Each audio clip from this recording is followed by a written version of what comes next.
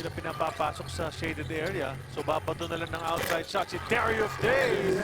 And he puts in the three. That's his first basket in the PBA. Converge, pati yung mga nakarang mga losses nila. Ito dapat nakakapag-sprint back. But Raymond Chow is just walking. Xiang is just walking.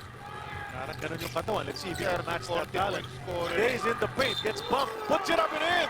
Chance for a three-point play para kay DD, Darius Days. Yan, double D. Si Xiang. Kakalabawin niya si Xiang dito. Bangga, the contact. And the nice finish magmula dito kay Darius. Goes over to Nambatak. Kubuntin back in the game. Nambatak hooks it back. Days will try again, and he gets a second three-pointer. So Darius Days doing his stuff. Towards the end, itong Macau. So, as early as now, ayaw mo na sana maging double digits ang kalamangan ng TNT against you. Days again!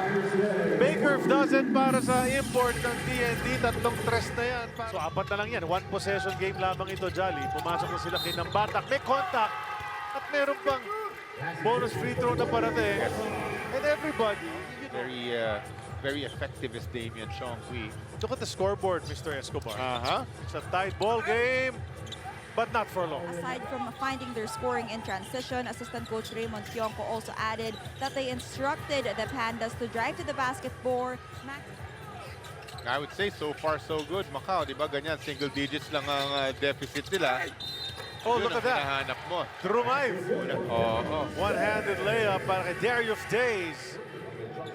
Nice bounce. Play of the game brought to us by Sports Plus. So they go to Days. What's Days gonna do when he's inside the three-point arc? Make something happen. Take the jumper and put that one in. Hey, Darius Days. Dalawa ang kanilang university nakalista kasi may mga transfer na rin tayo. Di ba? Oo. Hindi napapalaro masyado sa unang pinuntahan.